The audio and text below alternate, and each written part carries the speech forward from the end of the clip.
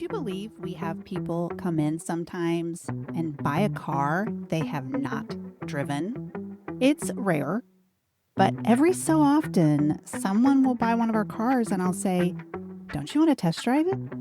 And they'll say, "Oh, I'm sure it's fine." Never assume it's fine. Even if you know me and trust me, you need to drive the car. You need to go on a test drive. Today I'm going to tell you 8 things I want you to look for on your next test drive.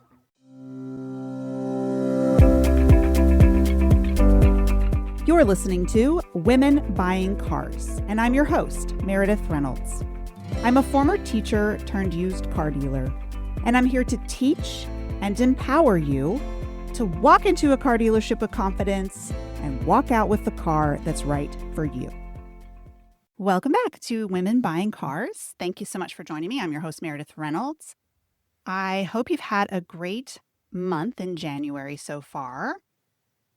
My last week was a little rough, but that's okay. That week is over. It started with a customer who came in and test drove a car and had nothing negative to say about it until about 5 hours later when he sent me a message telling me a laundry list of things that were wrong with the car, and then finishing with a sexist remark about how I wasn't really the one in charge at the dealership. So that really set me on edge.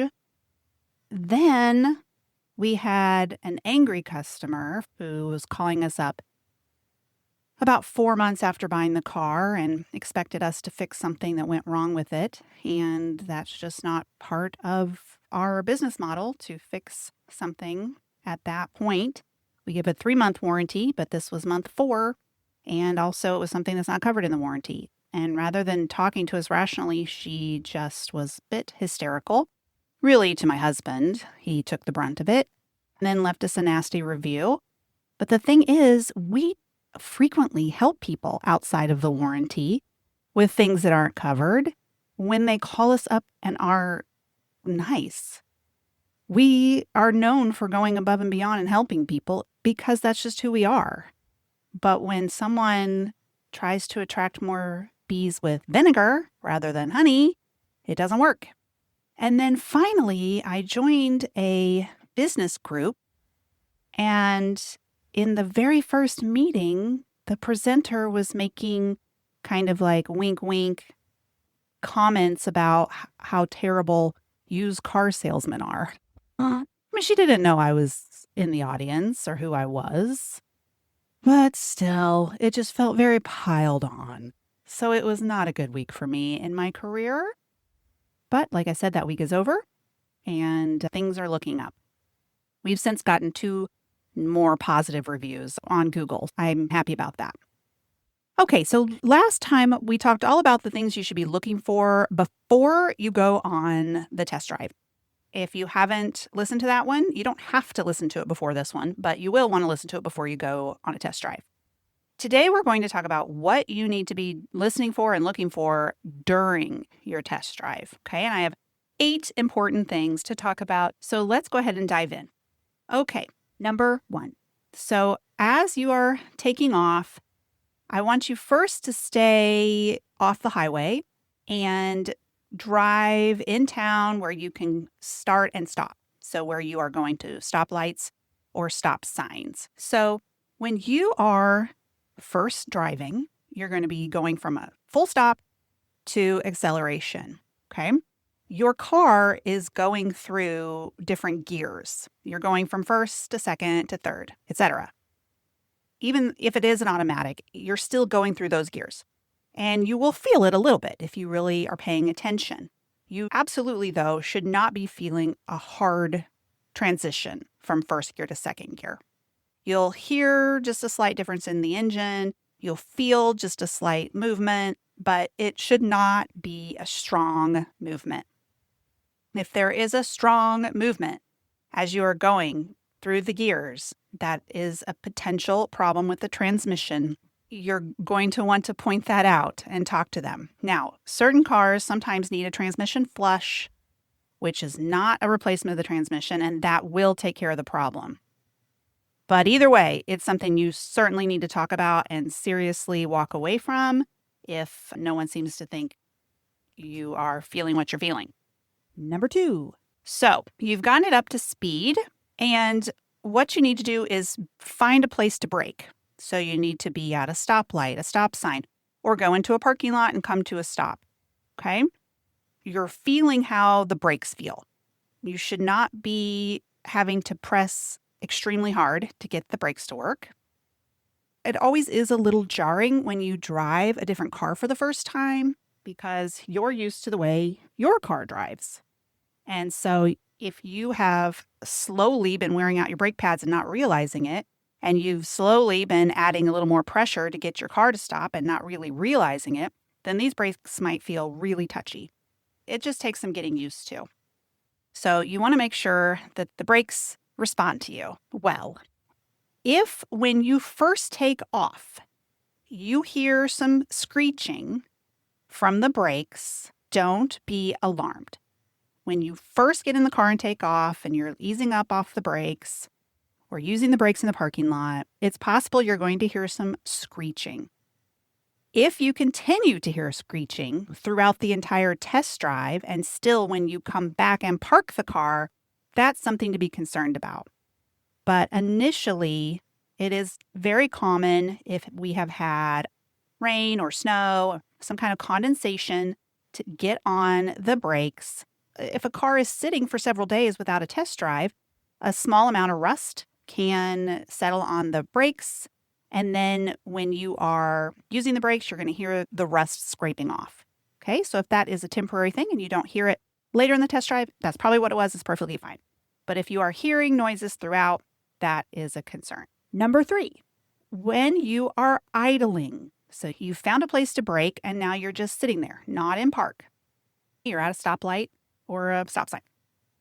If you feel some shimmying or some vibration in your steering wheel, there could be an issue with the front rotors, which is part of the brake system. If you are feeling a shimmy or vibration in the brake pedal, it could be an issue with the rear rotors. So you're going to want to bring that up.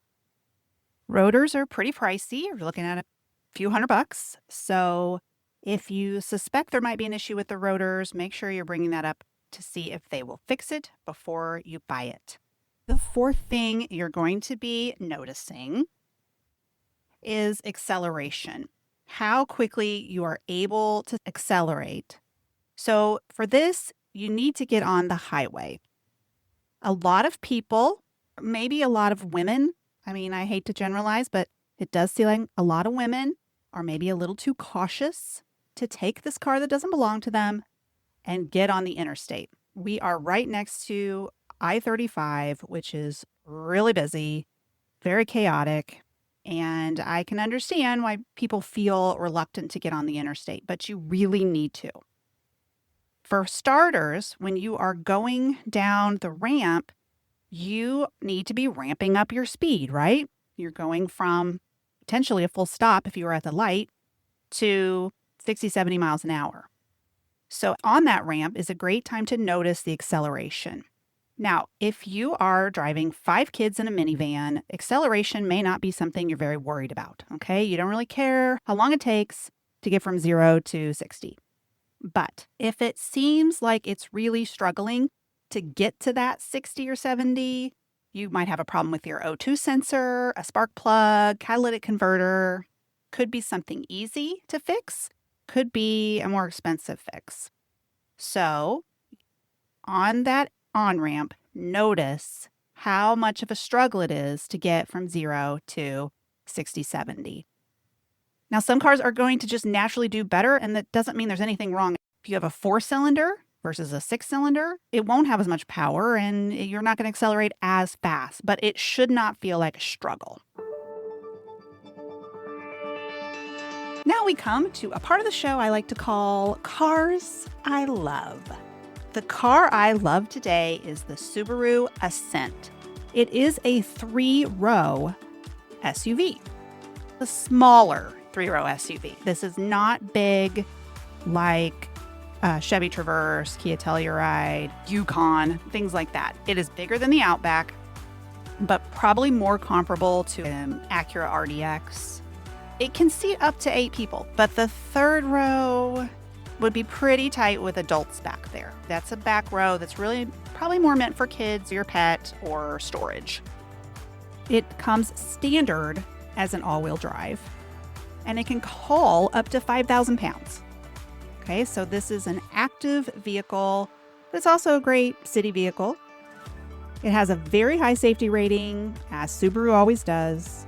Lots of bells and whistles in that department. Blind spot monitor, lane keeping assist, forward crash warning, etc. Some trim levels have a driver monitoring system, so it's actually going to let you know when you're taking your eyes off the road for too long.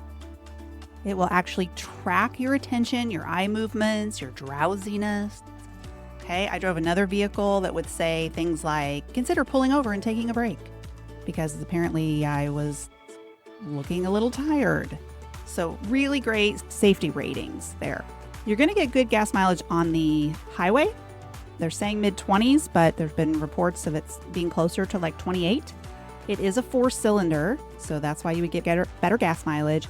City driving is like low 20s, so it's quite a bit less than the highway driving.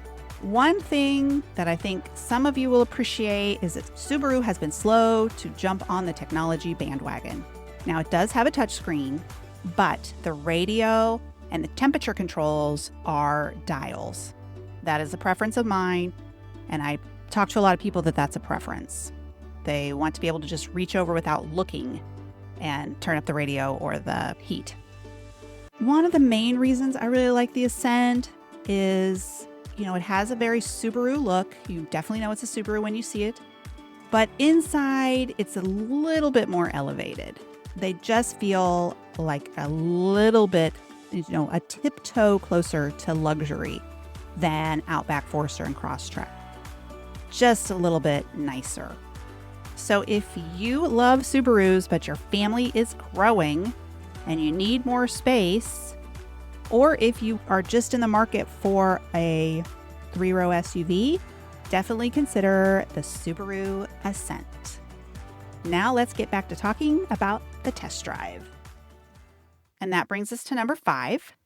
Once you're up to full speed, do you feel any vibrations or shimmying? If so, this could be a problem with the tires. Maybe the tires need replacement. Maybe they just need to be rotated and balanced. But that vibration at full speed is potentially telling you that the tires need to be attended to. So make sure you're bringing that up. Number 6.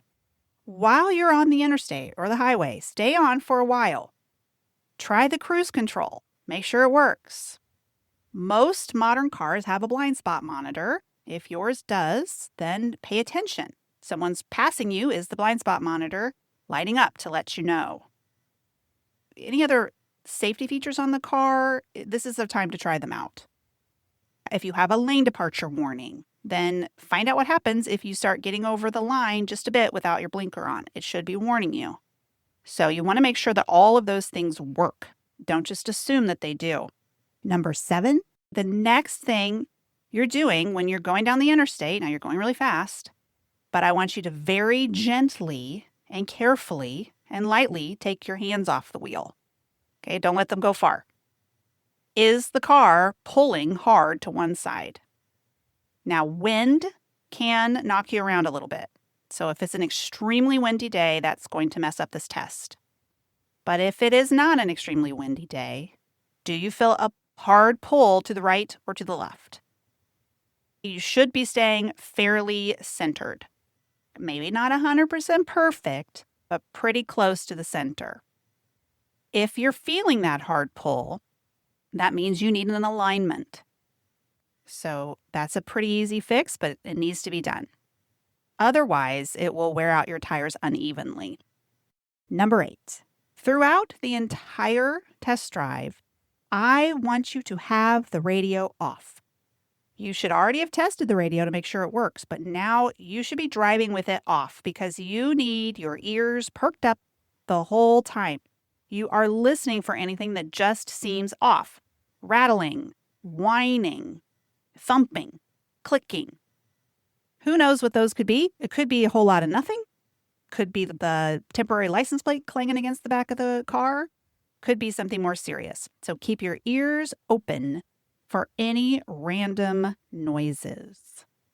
These are the most important things that you really need to be focusing on during the test drive. Some of them don't have to be deal breakers. Okay? If it needs an alignment, that's something I would ask the dealership to do. It'll cost them, a couple $100, and that's important. If it's not accelerating well, that might just be a clogged filter. If it's shifting hard, I would be having some serious conversations about that, because a transmission issue, I would not buy that car unless I took it to a trusted mechanic who told me something is not as major as it seems. That would be something a little scary. But again, transmission issues does not always mean transmission replacement. If you know someone who's going to be shopping for a car at some time in their life, send them this episode, please. I would love for you to share it with them. Would also love for you to follow my show or subscribe. Thank you so much for listening, and happy driving.